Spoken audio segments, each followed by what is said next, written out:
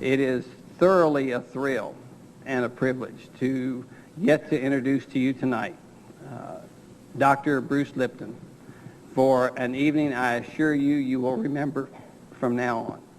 And without another word, I ask you to warmly welcome Bruce Lipton. Thank you. Thank you very much. It's a great opportunity, a wonderful opportunity to speak here. I want to thank Doug and all the members of the Caring Center and the video crew for this wonderful chance, because I have the great privilege of presenting information tonight that hasn't really been put out in the public a lot. And it stems from my work as a research scientist. Basically, my work was involved with cloning human muscle cells. I was working with dystrophic patients and taking out human cells and trying to understand what the control mechanisms were that were providing for the pathological expression of the cell. And I was doing this while teaching in medical school, as Doug said. The interesting thing was this. After my years of research, I started to recognize something, that some of our current beliefs and our truths about medicine are actually not very correct at all. That there's a revolution going on in the healthcare area, but it's at the leading edge of research. And where I was working at that end, I found that it really should come down to the people. It's really more important for you to understand, because the information I'm going to present tonight is very, very self-empowering information, because it really reveals that we've had some very assumptions, and I'm going to list them for you. And you know the definition of assume, that we really have been messed up by some ideas that are not absolutely correct. And now if I try to correct them and present them to you with an understanding of how biology works, which is relatively simple because nature is simple in how she does everything, once I explain this, then you really start to see how powerful you have been, but how limited you have been because of alterations in our belief about how powerful we've been. Now, we've held some very important beliefs that have been transmitted from science to the public. And the issue about that is, in converting the scientific information into public words, a lot of the meaning has been shifted around, and it's not exactly the truth. So there's a thing that you've heard about genetic determinism, for example, that you are controlled by genes. And during the first hour of this presentation tonight, what I really want to show you is the other truth, that there is a truth that says that, in fact, that you're not controlled by genes, you're actually controlled by your perceptions of the environment. And as we'll talk about, perceptions mean beliefs. And the significance about this is that when we talk about genes, and we talk about genetic illnesses or genetic predispositions, let me give you an important factoid first. Indeed, there are things called genetic defects, and they affect about 5% of the population. Well, what I'm really trying to address is this. It's the 95% of the population that got here with wonderful genes and were capable in all ways being biologically sound, and yet end up expressing illnesses and cancers and early death and cardiovascular diseases. And there's a tendency, of course, for us to put this emphasis and onus on the genes, but it turns out, no, it really turns out that it's how the genes are selected and rewritten by our belief systems. I was working on cloning these cells, and what I started to recognize was that, because part of my experiment was destroying the DNA and watching the behavior of the cell. And the surprising part is that you can destroy all the DNA and the cell still has a life and it still has behavior. And the belief is, if DNA is controlling the cell, then what's controlling the cell after all the DNA is gone? Well, this is what led me to an understanding of the real brain of the cell, which is what the subject of this movie is going to be about, ultimately. And then basically what I started to recognize was that I got really excited about it, because it's like, oh my God, this is a whole new understanding of science at the time. And I started to go out and lecture about it. And it was real exciting, because the conventional people, my colleagues and peers, all understood it, but they were still wary of it, because we've invested so much money into belief of genes and drugs that it was real hard for them to shift midstream and start to look at other alternative beliefs. And so the significance about it was this, is that for the first 2 years, I was all excited going out, talking to people and telling them about, God, this is great understanding. If you really understand this stuff, how powerful it is on your life and how you can change your life.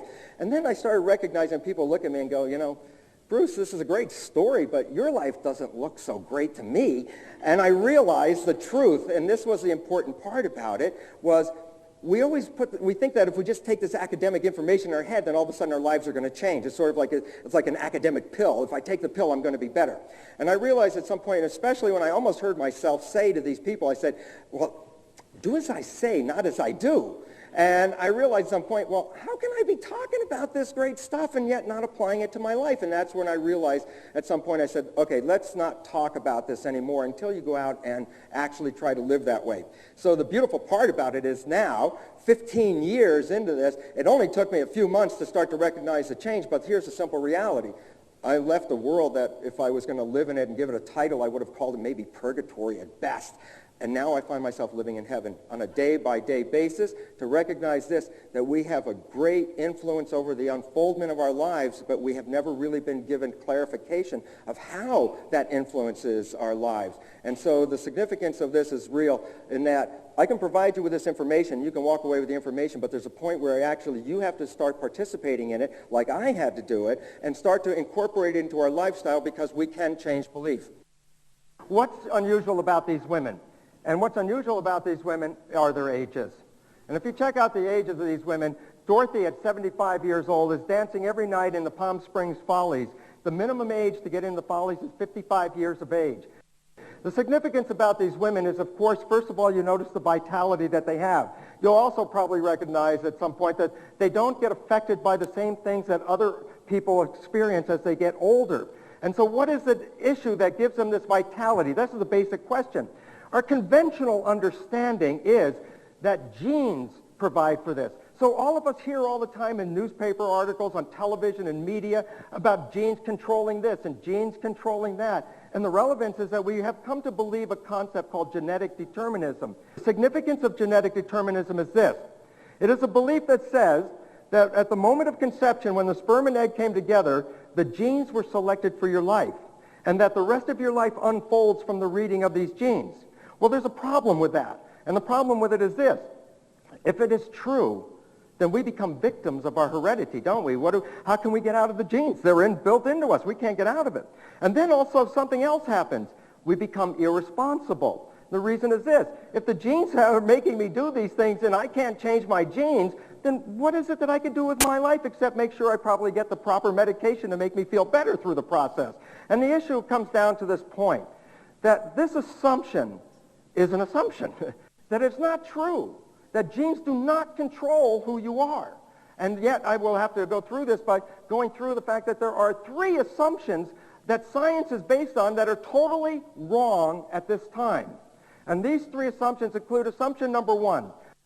This is assumption that says that biological processes employ Newtonian mechanics. What does that mean? It means this. According to a Newtonian world, the Newtonian vision, the universe is a machine, that it's made out of physical parts, and that if you understand how the physical parts interact, you can understand everything about the machine, and that there's no room for energy in there. It's only physical parts. So the relevance is this.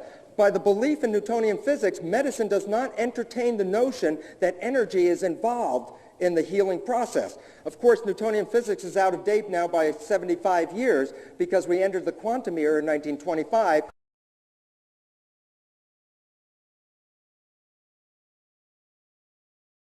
The second assumption is what I'm going to spend most of the talk on for the first part. The second assumption is based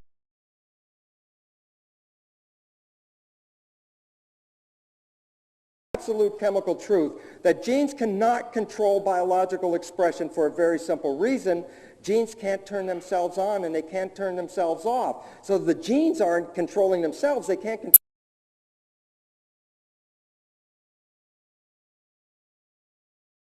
Evolution provided for the existence of the biosphere as we see it. This again is another control anything else either, and I'll explain where the control comes from. And third, the assumption that Darwinian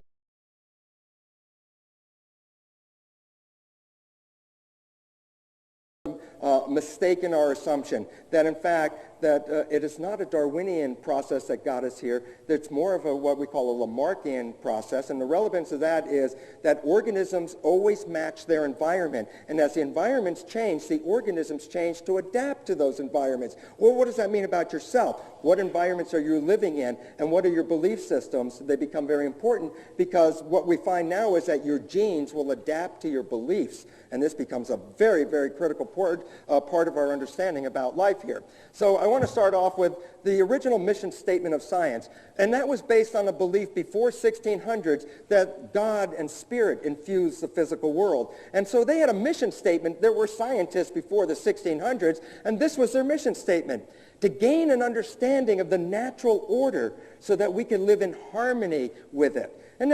And yet medicine is still stuck in the biological Newtonian phase, and I'm going to talk about this in the second half of the talk. A nice, beautiful concept that by studying in nature, if we see how it all fits together and all the pieces fit together, then maybe we would be able to fit together better in that picture and survive in a much better way than we were doing. And so science's effort was to understand the mechanisms of the universe in regard to the spiritual nature of it.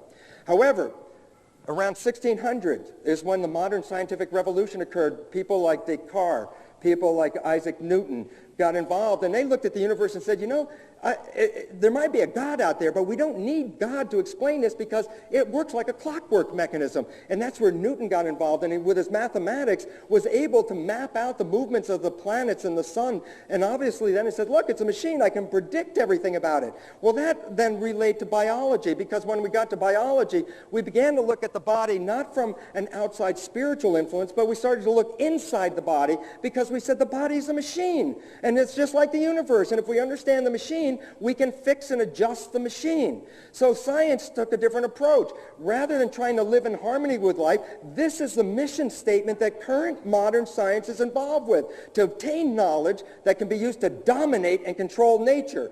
The point is, at least at the good concept of it is, well, if you got here and you had something defective, or you were unhealthy, or you were getting disease, then if we could control your body, we can control your health and the disease, and therefore we could provide you with health. So basically, you have to dominate and control nature to do this. So the issue is, I mean, first of all, just think of that silly nature that humans are going to control nature. Well, I mean, we always think big, and obviously that's one of the thoughts. And the reality is then, what to control nature is we have to look at the human cell. Here's an important part that I learned from my research on cells and what I used to teach medical students. And that's a very interesting point.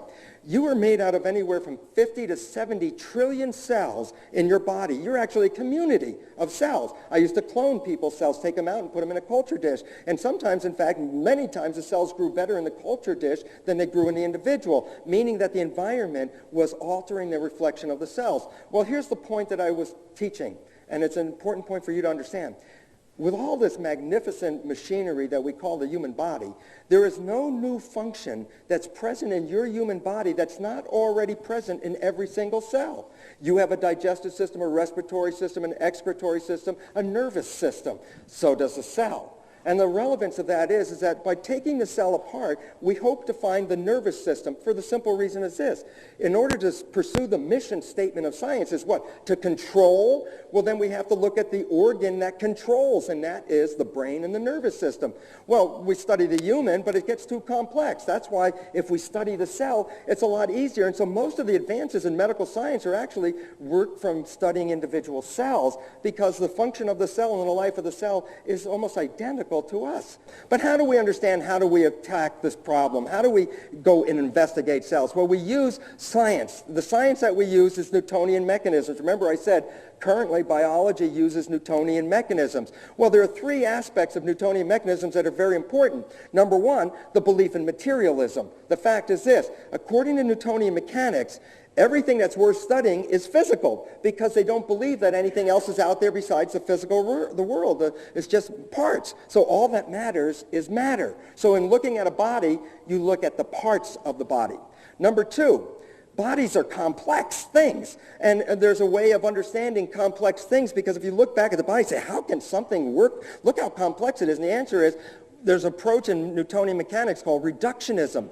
And reductionism is this concept, that if something is complicated, you take it apart and you study the individual pieces, and when you study the pieces, you can assemble them in an order and then understand how they work, and therefore you understand how complex things work. The analogy that's often used is the analogy of a watch. If I found this watch and I didn't know how it worked, what would I do? And the answer is I would take it apart. And once I take it apart, I start to find that gear A turns gear B, turns gear C. And then I start to create a flow chart. A goes to B, goes to C, to D, etc. And here's the point. If you bring me your watch and it's not working right, then what would I do? I would take it apart, look at all the parts, A, B, C, and D, and if there's a part that's not right or not working right, I can take that part out and replace it with a new part. Well, the relevance is this is your body, and we can take it apart and look at the pieces. And if your body's not working right, then what will we do? We'll take it apart and put new parts in. And if we put new parts in, then we can control the outcome, and that's called determinism. That's the third leg of the Newtonian philosophy. The fact is this: if I know how the parts work, then conceivably, if I make new parts, I can put it into the machine, and then I can control the machine by altering the parts. And so basically, by determinism, we mean that you come in sick, and I say which part's wrong. I give you a drug, stick it in your body, and all of a sudden you feel all better again, because we can predict the outcome through a process called determinism. And that leads us to this understanding. This is from Judy Olafson's book called Mother's Little Helpers. This picture here shows the Valium bottle sitting right there, the proverbial mother's little helper. And the relevance about it is this: as you notice, every 15 minutes on television, there's ads from the drug companies. And not only are they telling you now that they can fix parts of you, arthritis, pains, and aches, but they also say, hey, you having a bad day? You're having a tough time? You got a little anxiety? We got pills for you. And the issue is very important here, is because the whole aspect of medical research is based on the drive by the drug company. It's the drug company that profits from the research, because then when we understand how things work, they make the parts, and then you buy the parts. Except sometimes there's a lot of errors in that, and I'll give you a big one that's affecting the population right now. There was a study done in North Carolina, and it revealed that more than 50% of the children taking Ritalin for attention deficit disorder don't have attention deficit disorder. I mean, in other words, we're overprescribing the drugs. And the problem is, it's not the drugs that are the answers to the issues, and that we have to look for another answer. So we get out from this drug model. So I have to explain to you how cells work. And this is the beautiful part, because it's not very complex. The complexity comes in the number of pieces. And the pieces that I'm going to talk about are the proteins. That you have approximately 100,000 protein parts that make up your body.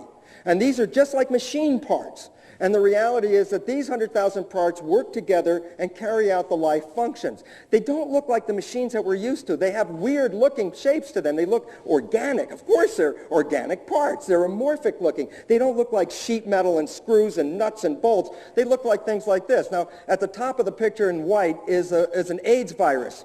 At the bottom of the picture in white is the surface of a human cell.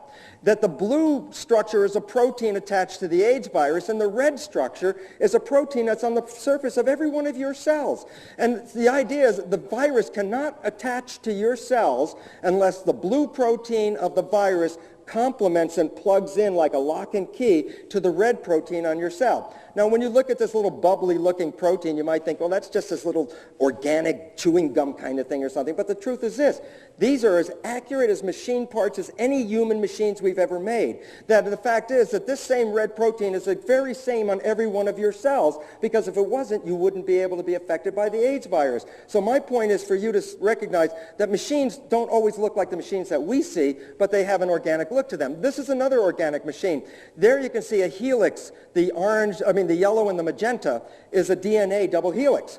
But in purple and blue and green and orange, that's a protein machine. Again, you look at it and you say, well, that's a machine? And the answer is yes. It actually screws down the length of the DNA, and at the front where the arrow is, that protein machine adds new pieces to the DNA to extend the length of the DNA. So my point again is, look at this, but recognize these organic things are actually machines. So here's a picture of a protein on the left and a picture of the protein on the right. It's the same protein. And the point about it is this: underneath the structure of a protein is a backbone. The backbone gives the shape to the protein. Remember when we were young and you went into school and your teacher said, draw a person. What kind of person did you actually draw? A stick figure, right? With the backbone and the shape. That's what gave the shape. And then when you got older, you fleshed out the stick figure. Well, the point about it is this: the protein on the right is the stick figure, and the one on the left is the fleshed out version of the same thing. So underneath, there are these backbones. So here's the interesting fact. There are 100,000 different proteins, and all proteins are the same in this regard. All proteins are like beaded strings. The beads are amino acids. So when you go to the health food store and you hear about amino acids, what are they? They're the building blocks of the beads. There are 20 different kinds of amino acids that make up the beads. So what is different between 100,000 different proteins? And the answer is this: the length of the chain and the sequence of the beads. The sequence of the beads give the shape. Well, you say, well, where can you get some shape out of this? Looks like spaghetti. There's no shape in this. And the answer is, well, the beads actually have a little bit more rigid structure. So what I'm going to use are these pipe fittings that are going to represent 3 different kinds of amino acids just by the colors. So instead of 20, I'm only going to show you 3. And what they look like are actually, if you look at the backbone there, they actually look like these pipe fittings. And the reality is this: the amino acids plug in together like that. And when they plug in together, you can start to assemble them. And actually, it's still a chain, isn't it? If you think about it, it's just a sequence. But now, instead of being flexible, now you begin to see that there's a very specific shape that's occurring here when I start to assemble them. So as I start to assemble my protein, all of a sudden you see the backbone starts to acquire a 3-dimensional shape. So do you see the 3-dimensional shape? Say yeah. I thought you'd see it. And the reality is this: if you see it, compare it to the shape back there. You see the similarity and the colors, and the fact is this, that the protein backbone are these amino acids. And if I change the sequence that I put this together with, I won't get the same structure. So the point is this: each protein is different because each protein has a pattern that is determined by the sequence of the subunits that are making them all come together, so that a protein has that particular structure to it. It's just like a backbone like in you. Your shape is determined by your backbone. And so the fact is this: where you have vertebral bones, the protein has these amino acid subunits. And the reality is this: but you also can change your shape. As you bend and twist your backbone, then the truth is proteins do the same thing. Proteins are like miniature people in that regard. So instead of looking at a machine like this, the metal machine that we're used to, imagine if I replaced the gears with proteins. Okay, now we have a protein watch. But the bottom line is this: let's get rid of all the metal. And now you're saying, what? Well, what is this? A collection of proteins. It's not a collection.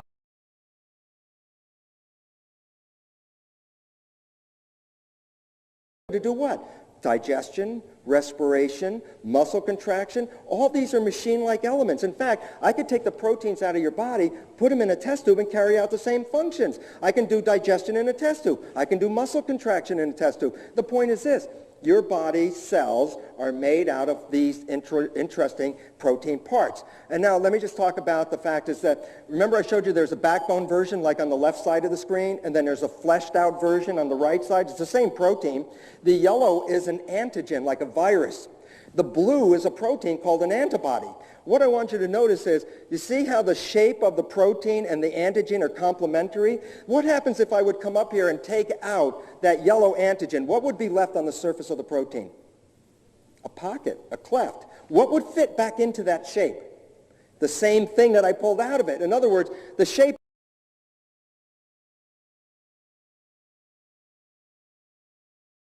I'll give you one more example of that. Here's an enzyme in blue, and then there's a chemical group that plugs in. It's so specific that protein surfaces have pockets and clefts, and other things plug into them. And let me give you an example of this. And let me show you, actually, this is the interesting part. Let me show you where life comes from. You can see it right in this little model. It's going to work like this. First thing before I do this, I'm going to say this. The 2 amino acids in yellow, let's say they're negatively charged. Okay? You know what like charges repel each other and opposite charges attract? Are you familiar with that? So the question is this. I'm going to show you 2 shapes. And then you tell me which is stable. Shape 1 is this one. See the shape? Okay, shape 2 is this one. Which is more stable, 1 or 2? 2, because the opposite, these like charges,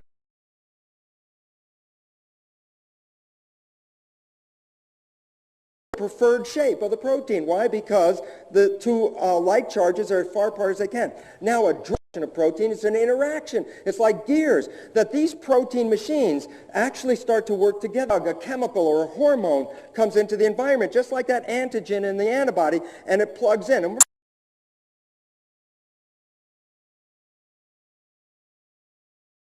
happen when this comes by? It's going to attract it. Now it binds it, right? Now the question is this. What charge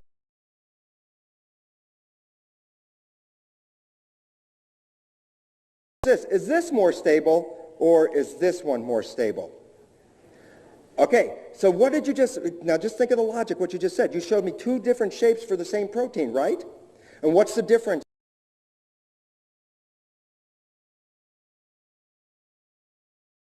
What's the protein going to do? It's going to go back to this one, right? This is movement, right? Did it go from 1 to 2? Did it move? Movement is the source of. And why does it have two shapes? Because if I take away the charge, let's say I take away this drug, what charge is at the end of this chain, positive or negative? What charge is at the end of this one? Now the question is life. It's just the only molecules that move. Proteins move. Life comes from moving proteins. When I make the protein as it moves do work, then behavior comes from the movement of protein.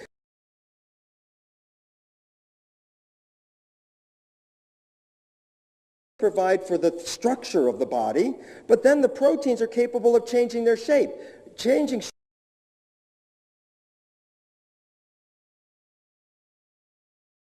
This is right out of the Science Journal, so it's not my pipe fittings. This is the molecular model that's in the journal. And you can see the protein in green on the left this is the protein that causes muscles to contract. It's the switch. It's like an on-off switch. In the green form, the muscles don't contract. But when I add a signal, which is that white dot, it's calcium. When the calcium plugs into the molecule, it's exactly the same as the signal plugging into my protein. It changes the electrical charge. And when the charge changes on the protein, it changes its shape. So I go from conformation to 1 to conformation 2. But what if I take the signal away? Well, when I take the signal away, as you saw, the protein will reset back into the original conformation. So the point is this. A protein exists and it will not move until what happens? What is the event that causes the protein to move? The signal. So the signal, when it shows up, causes the protein to make work. So the fact is the body coordinates the functions of the system by controlling the signals to the proteins, which then control their movement, and that movement is generated into functional things like breathing and digesting and moving and excreting waste matter. It's all through these functions of the protein. Shape is called conformation changing. As illustrated right here on this picture, there's a protein. So the conclusion is simple. Proteins change shape. That results in movement. And the movement is harnessed by the cell to do work and behavior. So that proteins give you not only your physical structure, proteins also provide for your function. So when you look in the mirror and you look at your identity and your character, you're really looking at the proteins that are giving you the shape. But you also recognize this, that you can change your shape and you can change your movement because proteins also move and change their shape. So that the bottom line of life comes from protein movement. That's the truth. If you stop protein movement, life stops right at that point. And proteins are the only molecules that are moving, so they become the most important ones in the generation of life. So if I have a test tube on the left side, I put all the proteins of the cell, and I have a cell on the right side with all the proteins in it, so the proteins are exactly the same in the left and right. The test tube is not alive, but the cell is alive, and yet it has the same protein. So the question now is, what is the difference between the two? And the answer is simply this. The cell has control. The test tube, all the proteins are just working randomly. There's no order, no organization, no orientation. They're just making a gamish, and they're all moving around, but they don't lead to a direction of life. To have life, I have to control the protein's functions. Then I have control. And the question is, so what controls life? Now here's an assumption, and this is where it all went wrong. It goes like this. Protein parts are like parts in a car. When you drive your car, after a while, the parts wear out. Let's say you're driving along and your tire wears out and it goes flat. What happens to your driving then? It stops. Okay, if you want it to start again, what must you do first? Replace the tire. Okay, here's the point. Proteins wear out. In fact, every day you're losing cells and proteins by trillions of cells, and tons of proteins are getting lost because you're using them. So we have to replace the proteins. So the scientists sat back and they said, what's the simplest way to control biology? And the answer is this. If I have a function and the proteins are making the function, and a protein in that function wears out, what happens to the function? Okay, if I want to have that function again, what must I do? Replace the protein. So the scientists sat back and said, well, that's the simplest and easiest way to control biology. If we can find what replaces the protein, then we will find what controls the cell. So the bottom line is they started off already with an idea that was first grounded in the science in 1859 by Charles Darwin, because he said this. He said that the traits and characters and behavior of an individual are due to hereditary factors. We didn't know back in 1859 what those hereditary factors are. But by 1953, this is what we found. They were looking for the hereditary factor because they said the hereditary factor controls the protein. So the belief is this, that the pattern of the protein, the beads, you know, the colors of the beads that I'm showing you here, are built into the patterns of the subunits on the DNA helix, those little things, the rungs of the ladder. And that these DNA codes for this. And the relevance of why DNA would be the hereditary material is because DNA doesn't wear out. DNA doesn't break down. In fact, you can find fossils, like 50,000-year-old fossils, and take DNA out of the fossils and put them in a test tube and make proteins using the DNA as a blueprint, make proteins from an animal that died 50,000 years ago. The point is, the DNA is stable. There are no proteins left from that animal, but the DNA is left behind. So the point is, DNA becomes a hereditary material because DNA has the ability to be stable and not wear itself out, and that's what allows it to be the hereditary material. So the conclusion of science, and this is a conventional view as we're speaking right here, this is what's being taught in schools, and everyone hears the story. It's called the primacy of DNA. And what does it mean? It says, I told you, you are protein. You're protein. Where does your protein come from? Well, it comes from the DNA because that's the blueprint. And the DNA makes a Xerox copy of itself, which is called RNA, and the Xerox copy goes into the cell, and the blueprint, the RNA blueprint, is read and converted into the protein. So the bottom line is this. Here's a simple understanding. If your character is in your protein, where'd your protein come from? It came from the DNA. So therefore, your character is apparently determined by the DNA. So our belief in the primacy of DNA says this. Who you are, what you are, is predetermined in the blueprint, the DNA. So you become a readout of the DNA. So when you read articles like this in Life magazine that says, were you born this way? Now we start to recognize not only is our physical structure apparently determined by our DNA, but so is our behavior, aggression, anxiety, happiness, alcoholism, obesity. All these kinds of things are now attributed to what? Some pattern that you have received. So if you start to feel ill at some point, and then they start to say, well, yeah, you have genes that are affecting you in this. And so the point about it is ultimately what is the belief system? The belief system is if I can understand all the genes, and then I could replace any broken genes that you have, and I could replace your health. It's a nice, noble concept and led to the Human Genome Project. But the conclusion of this is what? This paper just occurred, this was only back in May, in Science. It's a mainstream journal, and it's about the nucleus, the cell, and the nucleus is an organelle inside the cell where the DNA is. And I bring this up because it says exactly what the conventional point of view is. It says the nucleus is the command center of the cell. What does it mean, command center of the cell? Well, what we were looking for was the brain of the cell. As I said, every cell has all the same functions that you have.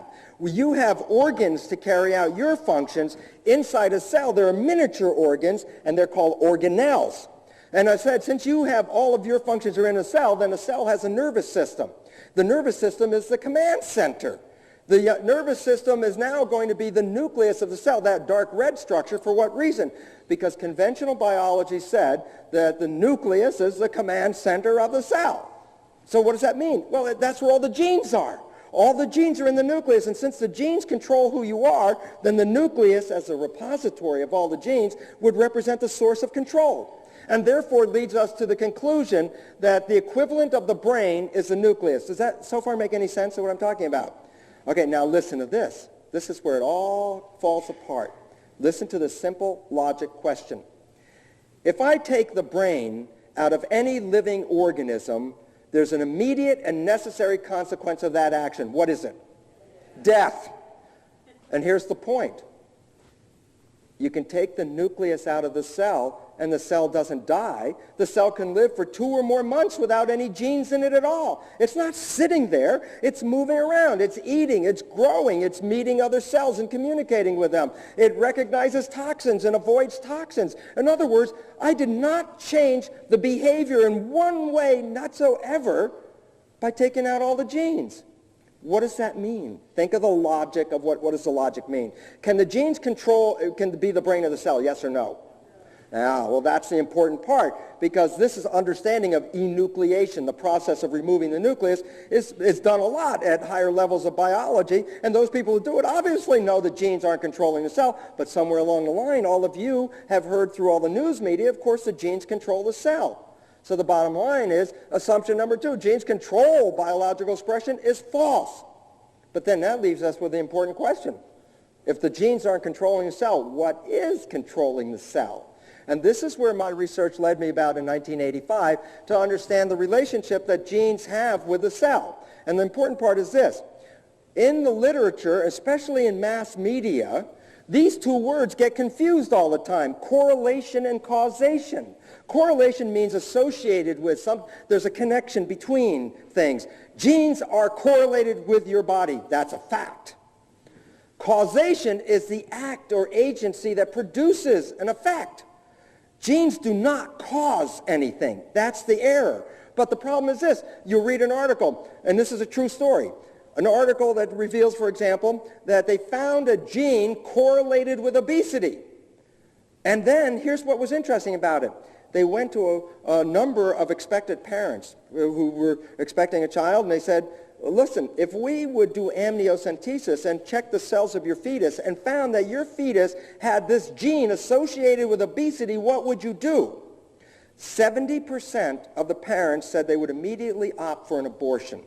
And the relevance about that is, I never said the genes caused obesity. They're correlated with obesity. The fact is, if you read the articles, they always start out, a new gene is correlated with cancer. And then about a paragraph down the road, this gene causes cancer. This is an error. Genes do not cause anything. Genes are potential. Whether you activate the genes or not is not at the behest of the gene. So what is it that selects the genes? And the answer is, well, we start off with the first part about this is, what are the genes, what activates the genes?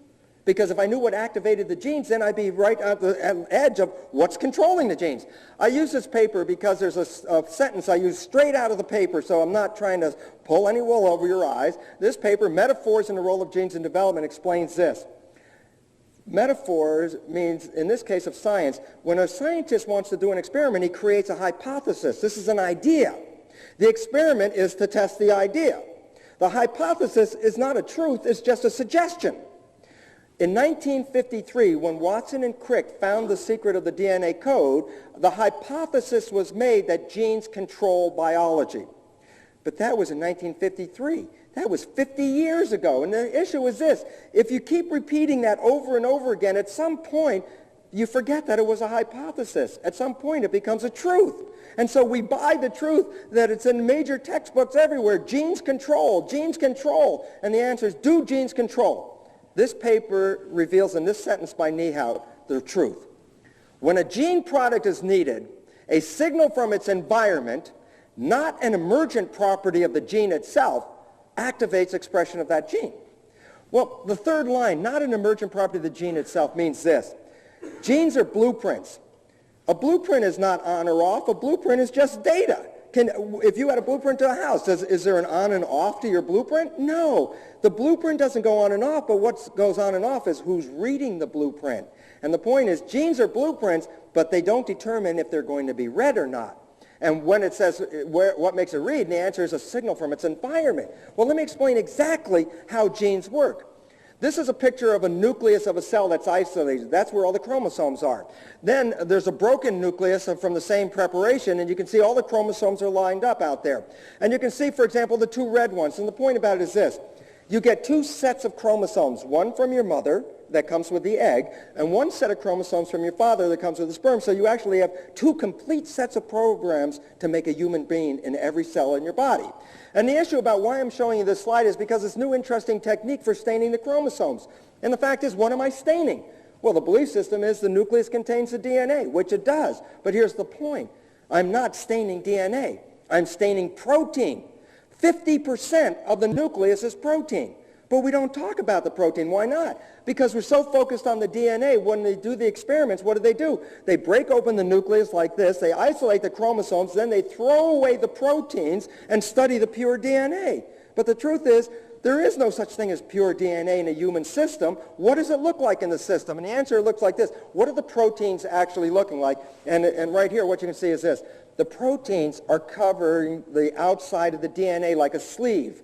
These proteins are given a name of regulatory proteins, a great name because that's their function. How do they work? And it's so simple. It works like this. Imagine my arm as DNA. Well, let's imagine my bare arm as DNA. And I write a genetic code. Let's say I write the code for blue eyes on my arm, the genes that make the code for blue eyes. And I say, okay, what does this DNA look like when I put it back in the nucleus? And the answer is it looks like this. Can you read the genes or not? What do you have to do to read the genes? Say it. Take the sleeve off. Then you can read the gene because the code is written on the arm. So what's the sleeve? The sleeve is the protein. Well, how does a protein come on and off? And the answer is this. Here's a protein that is covering my DNA, and I change the signal by removing a signal or adding a signal. And what does the protein do? Change its shape, and when it changes its shape, it pulls away from the DNA. And the moment it pulls away from the DNA, I have bare DNA. Now I can read it. So the question is this. In order to read the genes of the cell, then what I have to do is affect the protein. So let's look at the flow chart now. Here's the current version of the flow chart. Remember before it was DNA, RNA, and protein, the conventional one that's in all the textbooks? And the answer is, well, that's incorrect. That's totally incorrect. For the answer is the DNA is covered by regulatory proteins. And to get the regulatory proteins off, the sleeve off so I can read the gene, I need an environmental signal. So the bottom line is this. You're not controlled by DNA. You're controlled by environmental signals. And this is what Niehaut writes in his paper.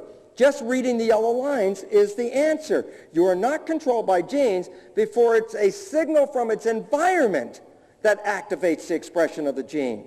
So all of a sudden it says, wait a minute, then I'm not genetically determined? No, you're environmentally determined. And all of a sudden, so we have to talk about how does that happen? Let me explain the mechanism. First of all, what is the environment? Well, the environment, there are two environments that affect all of us.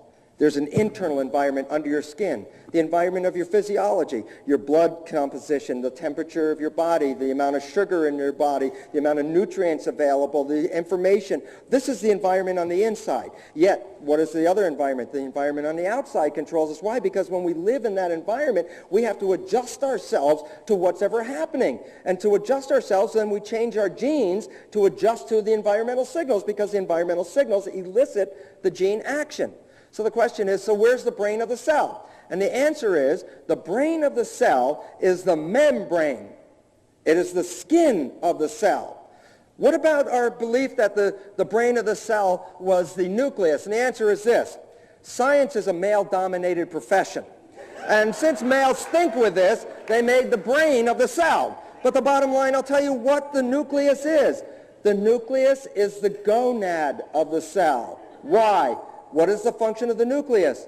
To make the programs and blueprints to replace the parts. So when I need new parts, I go to the gonad to give me reproduction. So the nucleus is for reproduction. It's not for brain. The brain of the cell is the membrane. And I don't have a lot of time to go into exactly why, but you have to understand that the membrane is the most primitive structure in biology. The most primitive organisms have just a single membrane. They don't have anything else in that. And all their functions come from the membrane. So if we understand the membrane, we can then understand how it works. So let me illustrate, for example, how it works. Here are cells on a surface of a culture dish, and if I look at the membrane and I cut into the surface of the cell, this is what we see.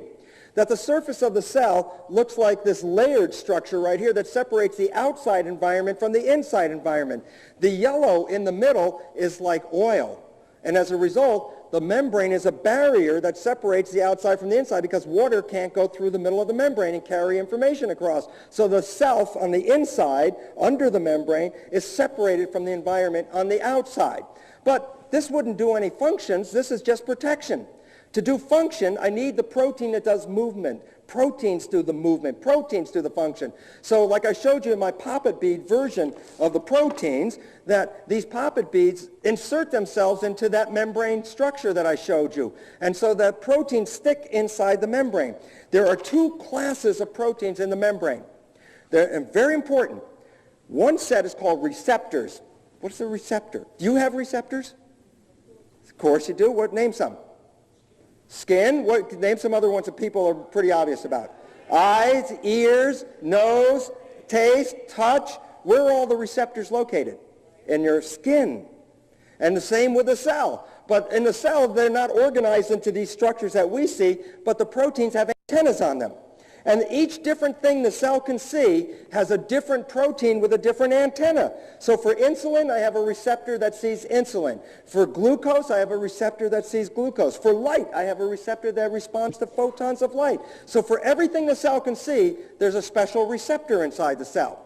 And then the receptor is for what? Taking signals in. That's what receptors do. I see through my receptors. But now when the signals come in, I have to make a behavior to respond to the signal.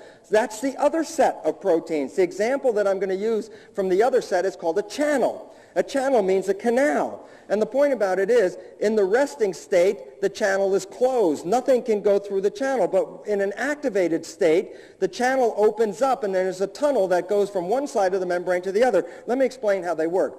This is an example of the receptor. Let's explain how it works. The receptor sits in the membrane, has an antenna sticking up, and look at the bottom. Watch what happens when a signal comes in. The signal, remember, the environmental signals cause a conformation change. So look at the shape. So if I'm inside the cell, I know if the signal is there because I can look at it. But when the signal goes away, then the conformation goes back. So remember, I showed you this. Conformation 1, conformation 2. What was the difference between 1 and 2? The signal. So when a signal comes in, the antenna receptor changes its structure. Now the other proteins, the channel looks like this. When we look at the channels inside the membrane, they too float around inside the membrane, but a channel is different because a channel is closed.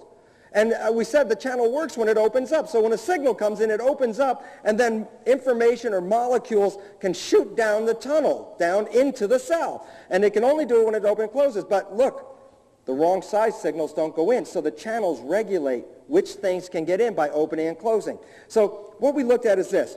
We saw signals come into antennas and change the structure of the receptor, and we saw that the output device, in this case a channel, can open or close when the signal comes in. Now let's put them together and see what happens when they come together. And the answer is this. The antenna on the left is going to scan the environment. Notice the shape of the protein inside the cell. It's a smooth tube. This is a connector called the G protein. Look at its shape. Can it plug onto that? Yes or no? No. Look at the shape. It won't fit. So that when no signal is there, that connector doesn't connect. But when the signal shows in, it changes the shape, connects this one to this one, changes this one, and this makes a signal. So I have an environmental signal coming in the antenna, and then the channel on the right converts that signal into behavior. Do you understand? It's a switch. So let's see if I can do this one again. If I can show it to you again, it works like this. Again, watch this. This is what controls biology. Antennas receive the signal from the environment, and when a signal is received, it changes the shape of the protein and allows the connecting device to connect the receptor to the output. The output is the channel. The channel creates a signal that enters into the cell, and that signal that now is going to go enter into the cell activates the functions of the cell. It causes the cell to move. It causes the cell to digest things. It causes the cell to change its structure or behavior. So the fact is what? This is a signaling device. This is the actual device that controls the behavior of the cell. So how does it work? Well, the receptor picks up a stimulus, right? Say yeah or no. So we go like, yeah. Okay, yeah. And then the output goes through the channel because the channel is closed, and when the signal comes, the channel opens, and then the signal goes down and activates the functions of the cell. So the stimulus is received by the receptor, and the response is produced by the channel or the effector. So when I put that together, what does it mean? It says this. It says stimulus response, that biology is stimulus response, that the inputs, the signals from the environment, are collected by the receptors, and the receptors read the environment, whether they're reading the external environment or the internal environment. But once they receive a signal, I get a response. That's the output. Behavior is a response. So the output is mediated by effectors, such as the channel. So the bottom line is this. Environmental signals elicit behavior. Got it? If I remove the environmental signals, what behavior do I have? None. And this is an interesting point. As I said, I could take the nucleus out of the cell. I don't change the behavior at all. But if I go to the cell and cut off the antennas, the cell has no behavior. Now just think for a second. Stop and just think for the profound meaning of what this says.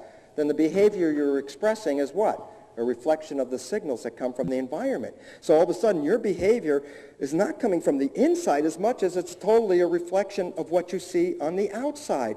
And so that this is changing your life is through this. But this device is what controls the cell. That there are thousands and thousands of these input and output devices controlling the cell. Now, is it clear at least that how this acts as a switch? Say yes or no so I know we're doing okay. Well, if now you recognize that each one of these things can activate a function of the cell.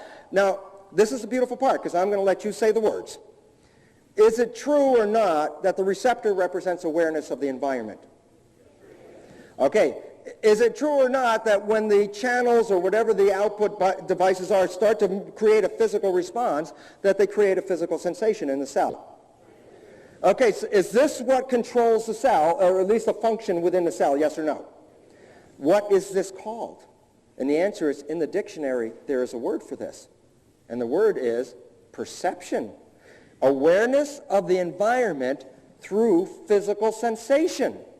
And basically, so you just saw the labeling of what? A device that controls the cell. What is this device that controls the cell? Known as perception. So are you controlled by genes? No. You're controlled by perception. Perception is how you read the environment and adjust your behavior. It makes sense, because if your behavior is linked to the environment, then you're coordinated with the environment. If your behavior is not connected to what's going on in the environment, you're out of sync, and that actually is neurological problems in many cases when your behavior doesn't fit the environment. So the point about it is this. Cells started to come together into community. And why this was relevant is each cell is reading what it should do by reading the environment. But when cells start to come together in a community to make a multicellular organism like you or myself, then something has to happen. What's different about the individual versus a community? And it's this. If I'm just a free living cell, I can walk around and do anything I want, and it doesn't make any difference.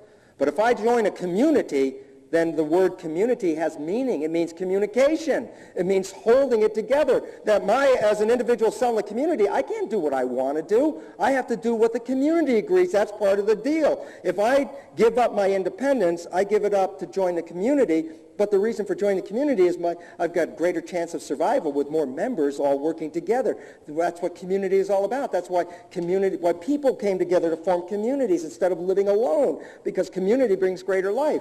But when I look at that, then here's the important understanding.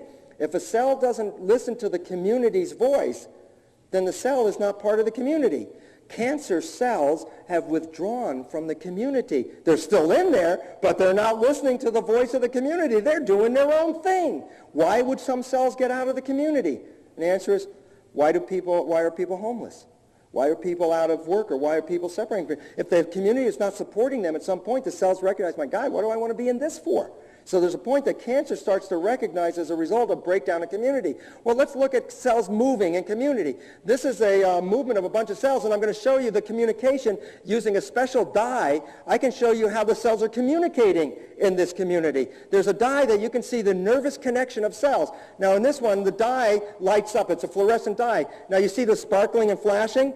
That's the neurological process of each individual cell. But watch what happens. Waves of information start. Why? Because the cells are connected to each other. So the actions of some cells are spreading to other cells. So what you're actually looking at, it's sort of like an electroencephalograph of cells. You're watching cells talking to each other, because cells work together in a community. When the community falls apart, that's when disease starts to happen, because that means that they're not, for some reason, they're not being supported, and that will then lead to the end of the community. So the point about it is this. Each cell has a brain. That's a fact. Each cell can read the environment and adjust its function for whatever it sees. But when cells get in a community, they defer their own belief system or their own system of what they're seeing to the central command. So as you can see here, I have a cell here on the right-hand side, marked in purple over here, that this cell is out here in the environment. But what should its function be? Well, the answer is it's going to be coordinated by the brain, because the brain is going to tell all the cells what we should do to work together to provide for the success of my living organism. So the brain gets in between the environment and the cell. The cell no longer reads its own environment. The cell depends on the central nervous system to tell us about the environment. So the bottom line is this. The cell on the right is intelligent. It will always be able to adjust itself to the environment. That's when I was taking cells out of sick people and putting them in culture, they started to get better because when left alone, they could say, man, I could live comfortably alone without being in that system anymore. And then, so the fact is, so what regulates a cell now? When it's in a community, the cell reads the environment, which is the left side, but it doesn't read it directly. It now reads the environment through the brain, and the brain interprets the environment and then tells the cell what adjustment it should do to live in the environment that it's seen. And the issue is, in general cases, this wouldn't be any big deal. But the issue deals with what about our perceptions? Because perception is controlling the cell, not the genes. Well, let's ask some simple questions about perceptions. So you can take a test here, because it's a perception test. And the perception test works like this. Very simple question. Is A, the surface area of A, greater than, equal to, or less than the surface area of B? What's your answer? Less. Cool. But that's so easy. Everybody can figure this guy out because they're nice little square boxes. But what if they're not so square? What if they're irregular shapes? So let's take a look at it this way. Okay, you take this test. I'm going to ask 4 questions, and then I'm going to go over the answers. And the questions are basically the same in each one. Is the one country greater than, equal to, or less than the other? Equal to means approximate, okay? So the point is this. From your perception, and they get easier because I don't want, everybody to get all the answers wrong because you'll go home disgruntled. So I make them easier as we go along. The first one, is South America greater than, equal to, or less than Europe in surface area? Okay, hold that. Another tough one, not as tough, but is Scandinavia greater than, equal to, or less than India? Make a decision on that. And if you have trouble with that, let's make an easier one. Alaska and Mexico. And if you really got trouble and you have real vision error, is the North greater than or equal to or less than the South? You got those down? Okay, so now let's look at the answers. The answer is South America is twice as large as Europe. You got that right? You got it right. Good.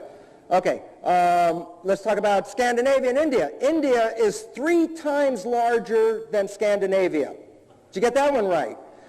Oh, okay.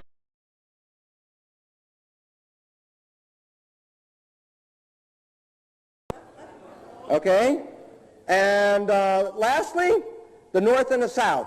Maybe the easier ones. Let's go the easier ones. Mexico and Alaska, they're about the same size.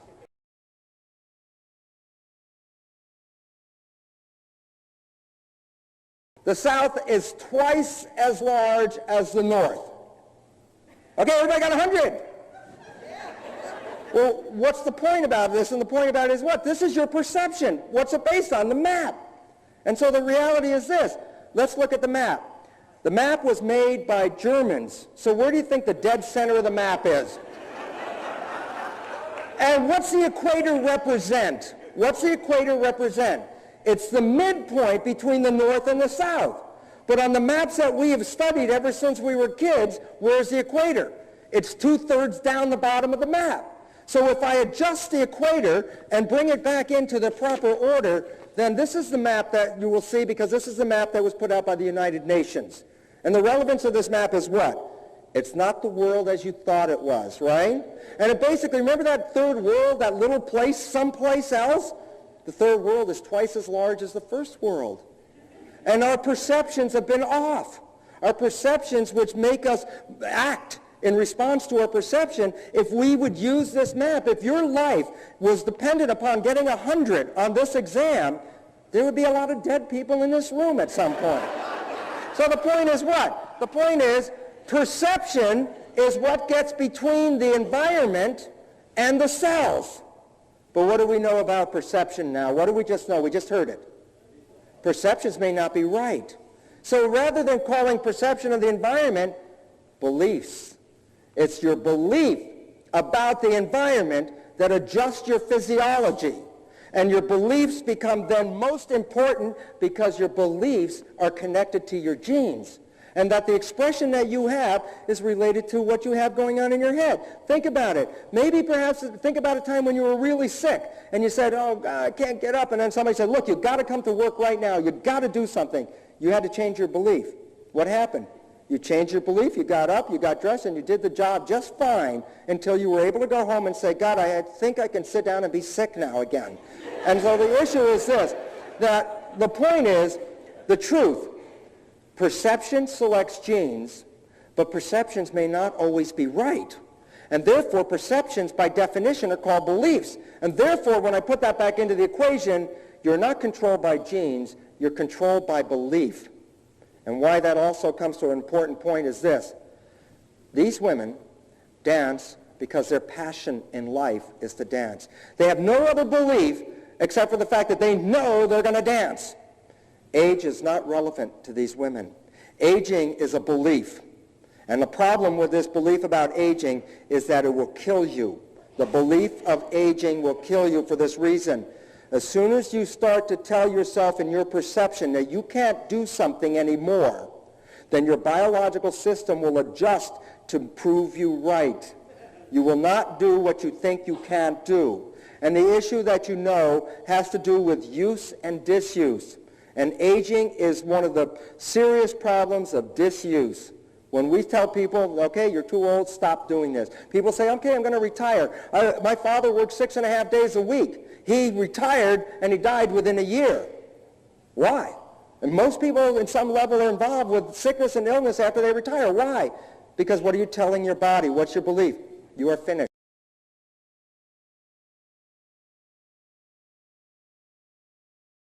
When we stop doing things, the body will start to resorb the structures.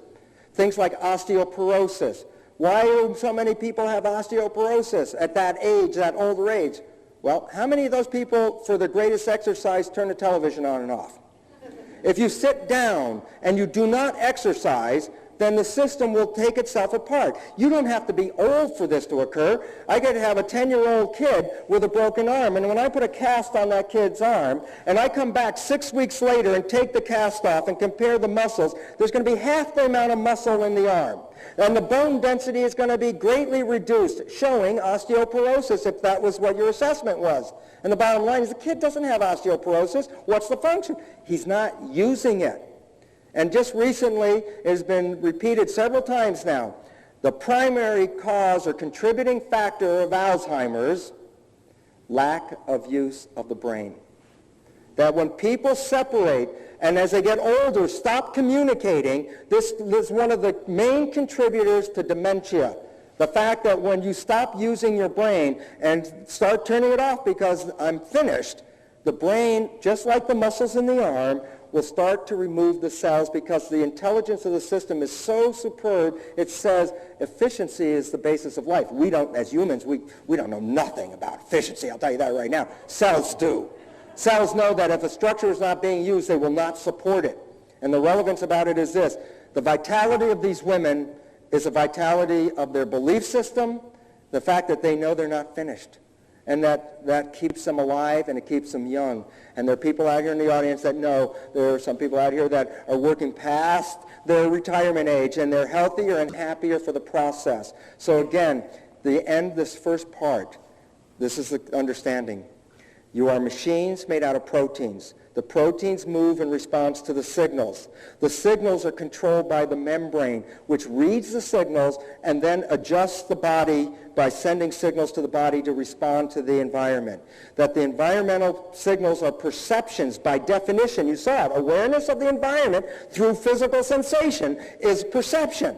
But then, as we also saw, perception may not be accurate.